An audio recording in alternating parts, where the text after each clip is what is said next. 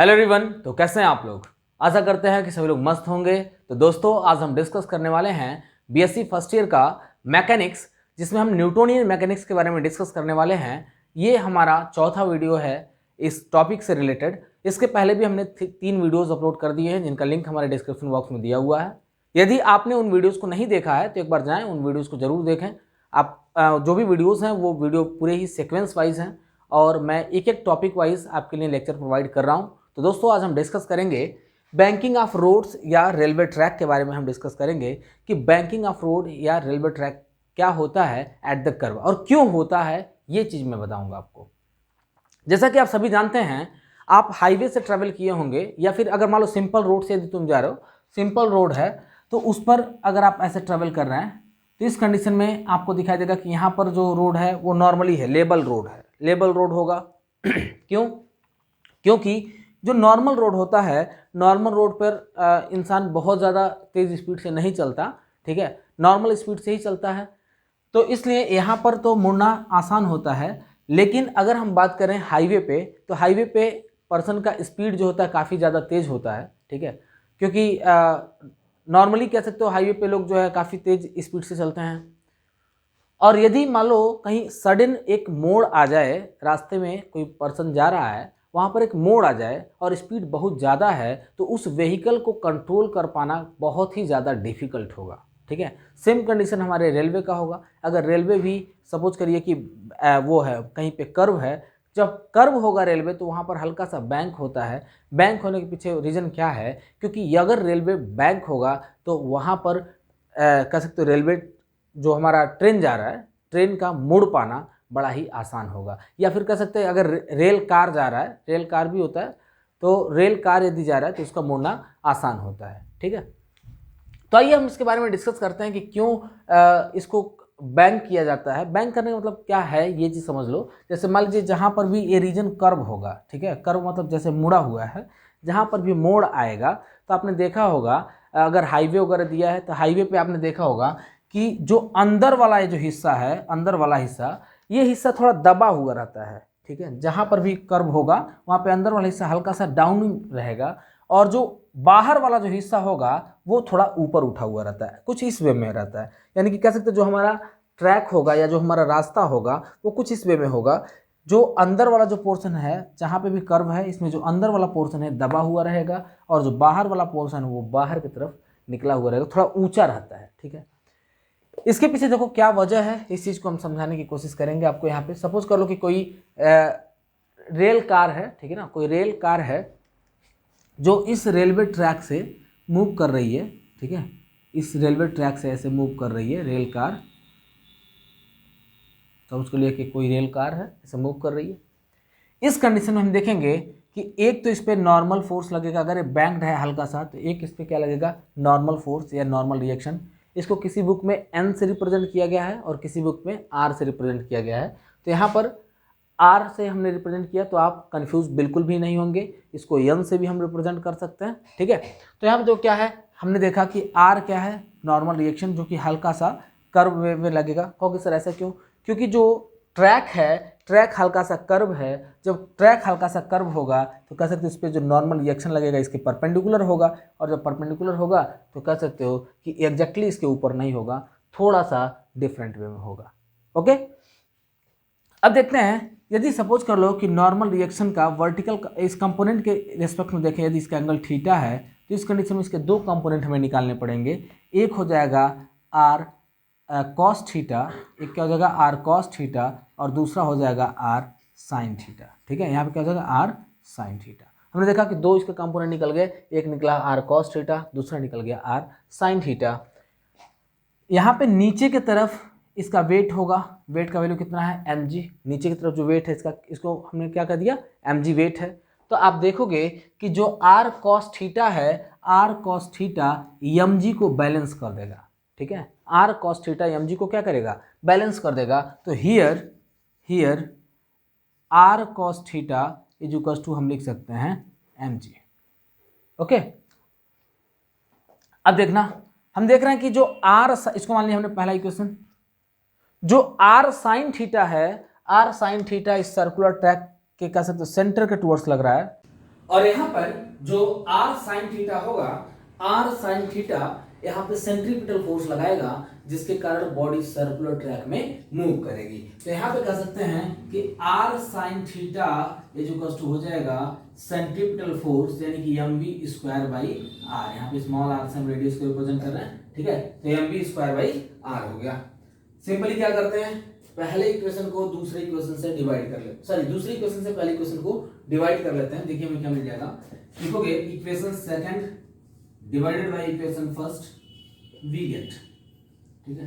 देखो हमें क्या मिल जाएगा यहाँ पे, r sin theta upon r cos theta, यहाँ पे मिलेगा आपको mv square by r whole divided by mg, m से m हो गया कैंसिल, r से r कैंसिल हो गया, sin theta upon cos theta क्या बन जाएगा, tan थीटा, यहाँ पे मिल गया तुम्हें tan theta is equal to v square by rg, ठीक है।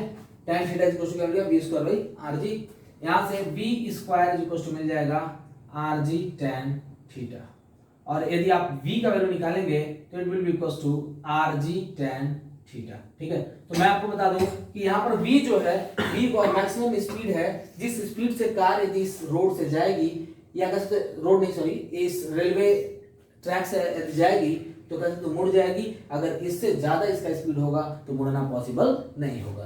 तो ये तो रहा रेलवे कार की बात, और हमने यहाँ पे समझा दिया आपको कि यहाँ पे हमने v का वैल्यू कैसे निकाला है। अभी मैं बता रहा हूँ बैंकिंग ऑफ रोड के बारे में, ठीक है। तब तक मैं इसे इरेज करूंगा क्योंकि बैंकिंग ऑफ रोड जो है थोड़ा ज्यादा स्पेस लेगा, तो तब तक इसे नोट करो, फिर मैं इसे इरेज करता हूँ, आगे बढ़ते हैं। Now we are going to discuss about banking of road, ठीक है। अभी मैंने बताया कि अगर आप हाईवे से जाते होंगे तो देखा होगा कि जहां पर भी कर्व होगा, कर्व के जगह पर मतलब जहां पे मोड़ आएगा, उस मोड़ पर देखेंगे आप कि जो बाहर वाला हिस्सा होगा ये थोड़ा ऊंचा होगा, और जो अंदर वाला जो हिस्सा होगा वो थोड़ा डाउनिंग होगा, ठीक है। कुछ इस वे में इसका सरफेस जो होगा कुछ इस वे में होगा, हल्का सा इधर वाला पोर्शन उभरा हुआ रहेगा और इधर का पोर्शन थोड़ा डाउनिंग रहेगा, ठीक है। तो ऐसा क्यों बनाया जाता है ये चीज मैं आपको समझाना चाहूंगा। देखो सिंपली कह सकते हैं कि मान लो यहाँ पे कोई कार है या कोई व्हीकल है जो इस railway track, sorry railway track नहीं है, ये हाईवे है, इस हाईवे से होकर के जा रहा है, और यहाँ पर जो हाईवे है वो थोड़ा बैंक्ड टाइप का है। बैंक मतलब आप समझ ही गए होंगे कि बाहर का हिस्सा जो होगा उभरा हुआ रहेगा और अंदर का हिस्सा थोड़ा दबा हुआ रहेगा। तो इस कंडीशन में देखो, अगर हम इस कार का या बीडी बनाए कि मतलब इसमें कितना जो है फोर्सेस लग रहा है, फ्री बॉडी डायग्राम यदि हम यहाँ पे बनाए, हालांकि मैंने यहाँ पे उसको दर्शा दिया है, लेकिन फिर भी मैं बताता हूँ आपको कि इधर जो नॉर्मल रिएक्शन होगा, अब सोचो सरफेस अगर बैंक्ड है तो नॉर्मल रिएक्शन जो है सरफेस के परपेंडिकुलर ही लगता है, यानी कि नॉर्मल रिएक्शन थोड़ा सा इस वे में लगेगा, ठीक है, सरफेस के परपेंडिकुलर होगा ऐसे।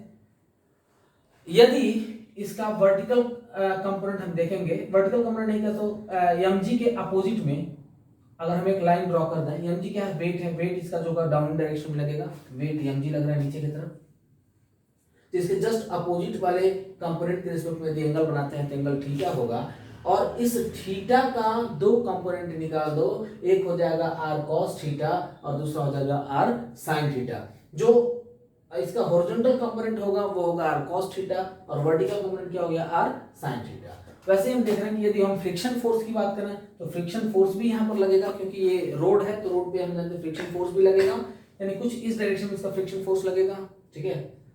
और फ्रिक्शन फोर्स और इस हम देख रहे हैं इस कंपोनेंट के रिस्पेक्ट में जो r sin थीटा, इसके बीच का एंगल जो थीटा यदि मान लो दिया हुआ है, तो इस कंडीशन में फ्रिक्शन का भी दो कंपोनेंट निकल जाएगा, एक f sin थीटा और दूसरा f cos थीटा, ठीक है। यहाँ पे आपने देखा कि फ्रिक्शन के दो रेंज निकल गए या दो कंपोनेंट फॉर्म निकल गए, एक vertical component f sin theta और दूसरा horizontal component f cos theta.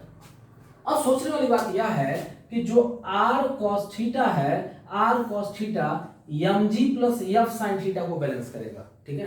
r cos theta mg plus f sin theta को बैलेंस कर देगा, तो बचा कौन सा, r sin थीटा और कौन सा बचा, f cos थीटा। तो ये दोनों वैल्यू हैं r sin थीटा और f cos थीटा, ये दोनों सेंट्रीपिटल फोर्स एक्सर्ट करेंगे और उस सेंट्रीपिटल फोर्स के कारण जो बॉडी है वो एक सर्कुलर ट्रैक में मूव करेगी, ठीक है। तो आइए देखते हैं यहां पर here r cos theta is equal to लिख सकते हैं आप mg plus f sin theta हो जाएगा, एफ साइन थीटा, क्योंकि दोनों जो है एक दूसरे को बैलेंस कर रहे हैं, M G plus F sine theta और आर कॉस थीटा एक दूसरे को बैलेंस कर रहा है, इसलिए मैंने यहाँ पे लिख दिया R cos theta equal to M G plus F sine theta. ये एफ साइन थीटा को इधर लेके आ जाओ, मिलेगा तुम्हें R cos theta minus F sine theta is equal to M G. This is our first equation, ठीक है, इसको हमने पहले इक्वेशन मान लिया। नेक्स्ट देखते हैं एंड, तो देखोगे कि यहां पर जो r sin थीटा है, r sin थीटा और f cos थीटा, ये दोनों मिलकर इस पर सेंट्रीपिटल फोर्स लगाएंगे और जिस सेंट्रीपिटल फोर्स के कारण बॉडी सर्कुलर ट्रैक में मूव करना शुरू कर देगी। तो यहां पे कह सकते हो f cos theta plus r sin, पहले चलो इधर लिखते हैं r sin थीटा, पहले लिखते हैं r sin theta plus f cos theta is equal to मिल जाएगा सेंट्रीपिटल फोर्स, यानी सेंट्रीपिटल फोर्स होता है हमारा mv स्क्वायर बाई r, ठीक है। ये आर कैपिटल आर जो नॉर्मल रिएक्शन है, ध्यान रखिएगा। सिंपली क्या करो, दूसरे इक्वेशन को पहले इक्वेशन से डिवाइड कर दो, equation second divided by equation first, we get, देखो क्या मिल जाएगा हमें, R sine theta plus F cos theta whole divided by are cos theta minus F sine theta, ठीक है, is equal to M V square by R divided by M G. यहाँ देखो m से m हो गया cancel, ठीक है, m से m कैंसिल हो गया, हमें मिलेगा r sine theta plus f sine sorry f cos theta upon r cos theta minus f sine theta is equal to मिल गया v square by r g. Okay, अब ध्यान से देखो, अगर हम चाहें यहाँ पे v स्क्वायर का वैल्यू निकाल सकते हैं, हमें देखिएगा क्या मिल जाएगा, v square is equal to मिल जाएगा आर जी को इस साइड में भेज दो, मिलेगा r sine theta plus f cos theta upon r cos theta minus f sine theta into r जी, ठीक है, इंटू आर जी मिल गया। एक चीज और ध्यान दो, हम क्या करेंगे, यहां से हमें v स्क्वायर का वैल्यू निकल चुका है हमारा, या हम चाहे तो मैक्सिमम स्पीड का वैल्यू हमें फाइंड कर सकते हैं, जो हमारा मैक्सिमम स्पीड होना चाहिए हाईवे पे वो इसके बराबर होगा, तभी जाके हम मुड़ सकते हैं, वरना हमारी कार मुड़ेगी नहीं, ठीक है। अगर इससे ज़्यादा स्पीड हमारा है तो हमारा कार मुड़ेगा नहीं, हम खाई में चले जाएंगे, ठीक है। यहाँ पे आर जी है, तो हमारा मैक्सिमम स्पीड इतना हो सकता है। यहाँ पर हम चाहें तो एक और फार्मूला देखो डिराइव कर सकते हैं, क्योंकि as we know that F is equal to होता है म्यू आर, आपने ऑलरेडी पढ़ रखा है इस चीज को, ठीक है। एफ इज इक्वल टू क्या होता है, म्यू आर, और हम क्या करेंगे, एफ की जगह पे म्यू आर रख देंगे, ठीक है। तो वी इज इक्वल टू क्या मिल जाएगा, root over R sine theta into नहीं प्लस है mu R cos theta upon, एक काम करो, पहले इसको ना रख के हम एक काम करते हैं, इस इक्वेशन में ऊपर और नीचे दोनों साइड में आर कॉस थीटा से डिवाइड कर दो, on dividing in RHS by are cos theta in numerator and denominator, ठीक है ना।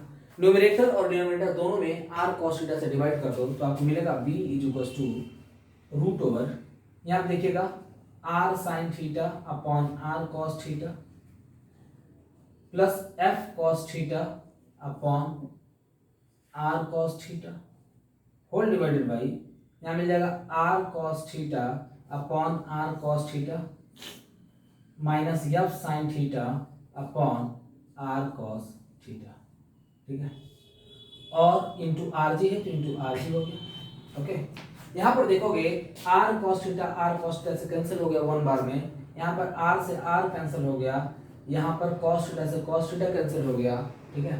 तो हमें टोटल वैल्यू मिल जाएगा v इज इक्वल टू, देखिएगा यहीं पे लिखते हैं v is equal to sine theta upon cos theta होता है tan थीटा, यहाँ पे लिख लिया हमने tan थीटा, ठीक।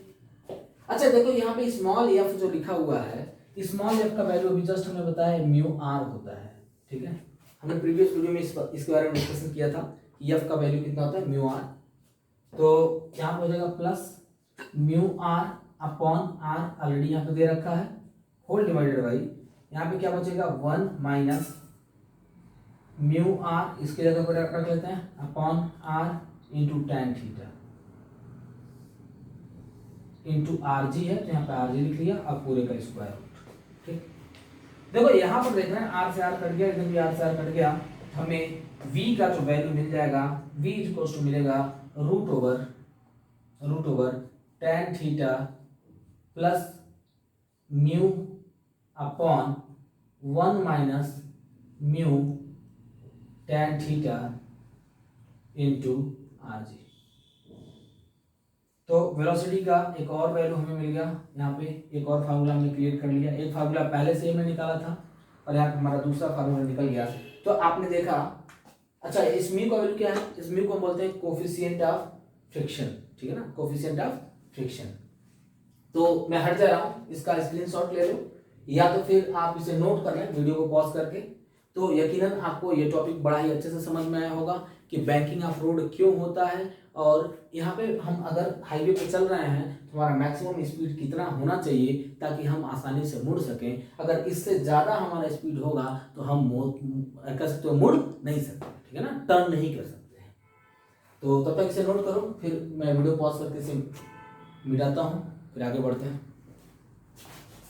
नाउ हमारा अगला टॉपिक है motion in a vertical circle, ठीक है, motion in a vertical circle. इसका मतलब देखो क्या है, सपोज कर लो कि हमने एक बॉब ले लिया है, ठीक है, या फिर एक स्टोन ले लिया है, उस स्टोन को रस्सी से बांधकर हम ऐसे घुमा रहे हैं, ठीक है, उस स्टोन को रस्सी से बांधकर हम इसे क्या कर रहे हैं, घुमा रहे हैं। तो आप जानते हैं कि जो रस्सी है उस रस्सी में एक टेंशन क्रिएट होगा, एक तनाव क्रिएट होगा, और उस टेंशन के कारण जो बॉडी है वो एक सर्कुलर ट्रैक में मूव कर रही है, ठीक है, और उस टेंशन की वैल्यू कह सकते हैं mv स्क्वायर बाई आर, यानी कि सेंट्रीपिटल फोर्स के बराबर होना चाहिए, ठीक है। अगर हम बात करें यहाँ पे कि एक स्टोन हमने लिया, इस स्टोन को अगर हम ऐसे घुमा रहे हैं तो घुमाते वक्त हम जानते हैं कि जो रस्सी होगी, रस्सी उस पर एक टेंशन क्रिएट करेगी। अब सोचने वाली बात यह है कि रस्सी टेंशन कैसे क्रिएट करेगी। अब जरा सोचो कि अगर हमारा जो हैंड है, मैं हैंड से इसको घुमा रहा हूँ, अगर सपोज करो अचानक से रस्सी टूट जाए तो क्या तब भी वो बॉडी सर्कुलर ट्रैक में मूव करती रहती है?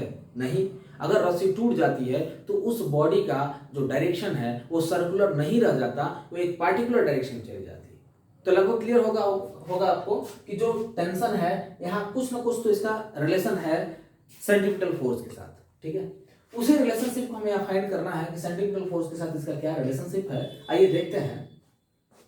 हियर अगर हम देखें इस पॉइंट पे सपोज करो बॉडी जो है इस पॉइंट P पर है, ठीक है, मान लीजिए इस पॉइंट P पर है बॉडी, और इस बॉडी का मास स्मॉल m। तो हम जानते हैं कि यहाँ पर देखिए अगर हम इसका फ्री बॉडी डायग्राम बनाएं हमें कितने फोर्सेस दिखाई देंगे। यदि हम इसका या BD बनाएं इस ऑब्जेक्ट का तो हमें दिखाई देगा कि यहाँ पर एक तो इसका वेट होगा जो कि डाउनवर्ड डायरेक्शन में लगेगा, ठीक है, इसका वेट किधर होगा, डाउनवर्ड डायरेक्शन में, और दूसरा इस पर लगने वाला टेंशन होगा जो कि सेंटर के टुवर्ड्स लग रहा है, ठीक है। हम देख रहे हैं दोनों ही ना तो एक दूसरे के सेम डायरेक्शन में है और ना ही एक दूसरे के अपोजिट डायरेक्शन में है, ठीक है। ये एंगल थीटा है, यानी कि अगर हम इसका वर्टिकल कंपोनेंट निकालें तो यह इसका वर्टिकल कंपोनेंट होगा mg sin थीटा, और जो हॉरिजॉन्टल कंपोनेंट होगा वो होगा mg cos थीटा। तो आप जानते हैं कि जो एंगल थीटा दिया हुआ है इसके सेम डायरेक्शन में, यानी कि इसके सटे हुए जो साइड होगा वो mg cos थीटा होगा, और इसके अलग कह सकते हो, इससे सटा हुआ नहीं है, इसके वर्टिकली अगर देखें तो जो साइड है ये क्या कहलाएगा, ये कहलाएगा mg sin थीटा, ठीक है। ये बेस होगा, ये कह सकते हैं हम इसका वर्टिकल या कह सकते हैं परपेंडिकुलर होगा, ठीक है। तो हम देखेंगे कि जो mg sin थीटा है, ये mg sin थीटा बॉडी को ऐसे मूव करा रही है सर्कुलर ट्रैक में, ठीक है। mg sin थीटा क्या कर रहा है, इसका कह सकते हो इस बॉडी को ऐसे मोशन करा रहा है सर्कुलर ट्रैक में। और जो mg cos थीटा है, mg cos थीटा और टेंशन, इन दोनों का डिफरेंस क्या क्रिएट कर रहा है, सेंट्रीपिटल फोर्स, ठीक है ना। इन दोनों का डिफरेंस क्या क्रिएट कर रहा है, सेंट्रीपिटल फोर्स क्रिएट कर रहा है। तो हमें यहाँ पे दिखाई देगा here tension minus mg cos theta होगा, tension minus mg cos theta equal to होगा centripetal force.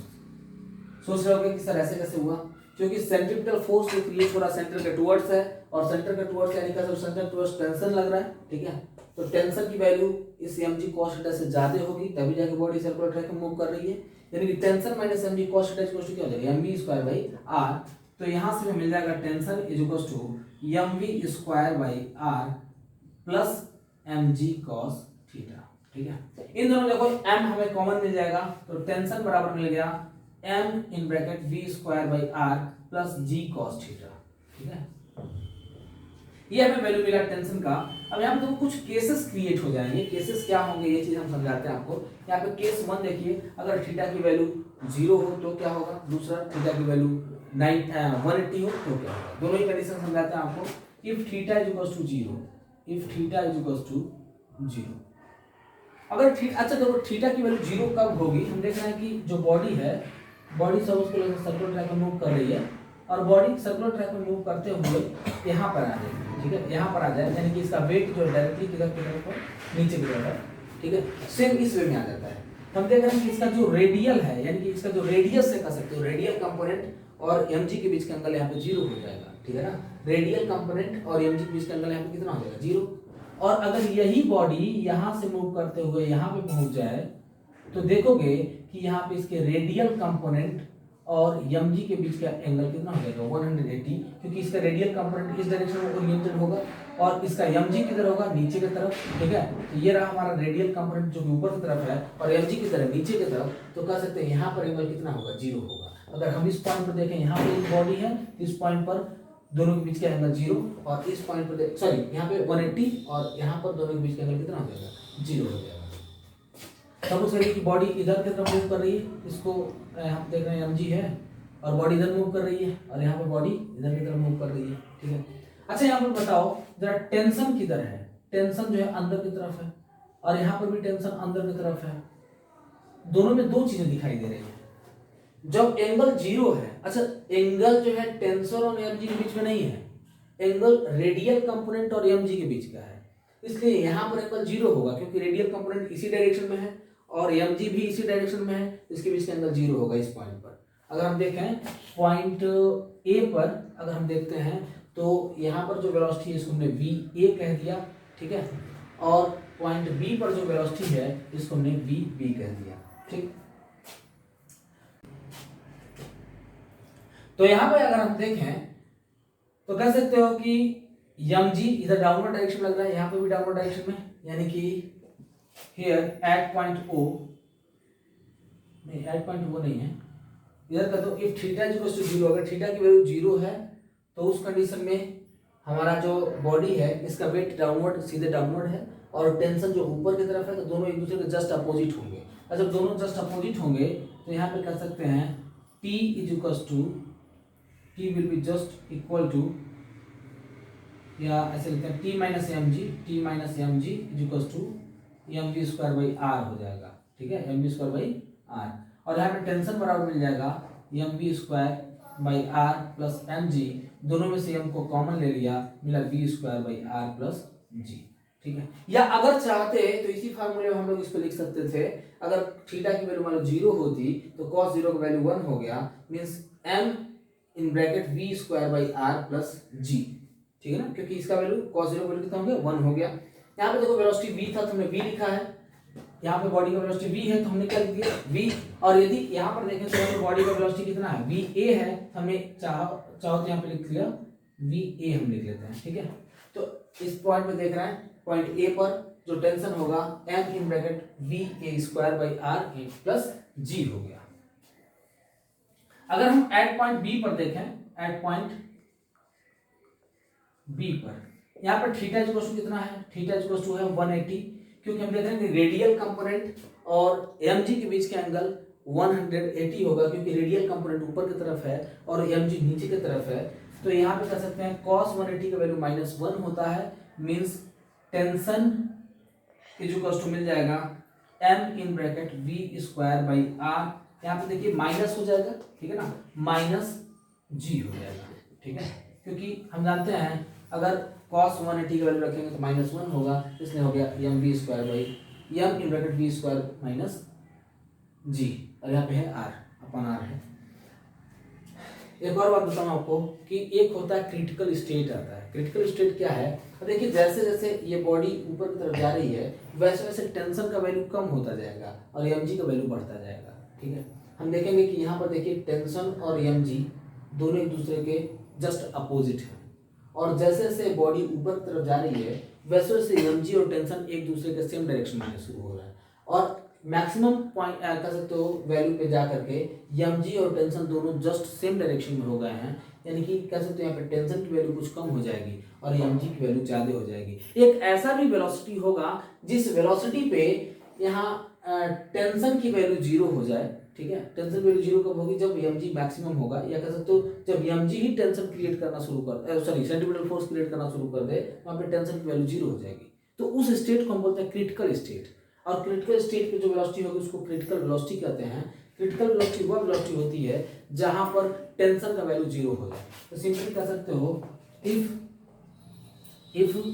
We b is equal to v c लिख लिया। वी सी लिखने का मतलब क्या है कि क्रिटिकल वेलोसिटी के बराबर हो तो टेंशन हो जाएगा जीरो। ठीक है, टेंशन क्या हो जाएगा जीरो, यहाँ पे टेंशन इक्वल टू जीरो हो गया जब, तो हम इसका वैल्यू रख देते हैं m in bracket v square by r. यहाँ का वेलोसिटी वी बी था इसलिए हमने इसको वी बी लिख लिया। यहाँ पे वी स्क्वायर बाई आर, यहाँ पे वी सी लिख लिया minus g is equal to मिल जाएगा जीरो। तो मिला यहाँ पे यम को दूसरे साइड भेज दो तो मिल जाएगा वी सी का square by r is equal to g मिल गया, यानी कि वी सी का स्क्वायर इज इक्वल टू मिल गया आर जी और वी सी का वैल्यू अगर हम निकालें तो मिल जाएगा रूट ओवर आर जी। हमें मिल गया जो यहाँ पे क्रिटिकल वेलोसिटी होगी, क्रिटिकल वेलोसिटी का वैल्यू होगा आर जी, यानी कि यह वह वेलोसिटी होगी जहां पर टेंशन की वैल्यू कितनी हो जाएगी, जीरो हो जाएगी। तो लगभग आपको ये समझ में आया होगा ये टॉपिक, तब तक इसे नोट करें। फिर हम बढ़ते हैं अपने अगले टॉपिक की ओर। हमारा अगला टॉपिक है वर्क एनर्जी थ्योरम, तब तक आप इसे नोट करें फिर आगे बढ़ते हैं। दोस्तों रात काफ़ी ज़्यादा हो चुकी है और अभी बहुत सारे काम बचे हुए पेंडिंग में, तो मैं इस टॉपिक को यहीं पर होल्ड करता हूँ। जो वर्क एनर्जी थ्योरम है इसको मैं अपने अगले वीडियो में डिस्कस कराऊंगा। तब तक के लिए हम विदा लेना चाहेंगे और यदि आपको हमारा वीडियो पसंद आया तो एक लाइक तो बनता है यार, क्योंकि इतनी गर्मी में आपके लिए वीडियो रिकॉर्ड कर रहा हूँ। जैसा आप सभी जान रहे हैं कि इधर इतना अच्छा सुविधा अवेलेबल नहीं है। ठीक है, तो गर्मी में ही वीडियो बनाना पड़ता है, फ़ैन चला नहीं सकते क्योंकि अगर फ़ैन चलाते हैं तो साउंड क्वालिटी ख़राब हो जाती है, तो इसलिए थोड़ा सा गर्मी सह करके ही आपके लिए वीडियो बनाना पड़ता है। तो इस पर एक लाइक तो बनता ही है और ज़्यादा से ज़्यादा हमारे इस वीडियो को शेयर करें ताकि जो भी आपके फ्रेंड्स बीएससी कर रहे हैं वो हमारे वीडियो से लाभ उठा सकें। और इसके साथ साथ मैं कुछ और भी बातें बताऊं कि मैं अपने इस चैनल पर 9 से लेकर 12 तक के एकेडमिक वीडियो को भी अपलोड करता हूं फिजिक्स का, जो कि एकदम एनसीईआरटी के बेसिस पर है। तो अपने जो भी जूनियर्स हैं उनको भी शेयर करें ताकि वो भी हमारी वीडियो का लाभ उठा सकें। तो तब तक के लिए मैं विदा लूँगा, मिलते हैं आपसे अगले वीडियो में। जय हिंद।